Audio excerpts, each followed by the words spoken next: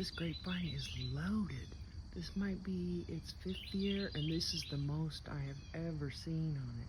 I stood in one spot and picked one of those large Pyrex round glass bowls right here. I picked a huge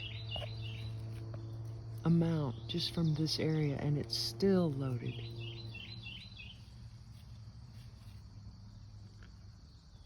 Usually the birds eat them faster than I can get any from myself, but they can't keep up this year, I guess.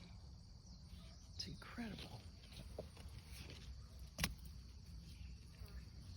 And then it goes through all the way to the other side over there.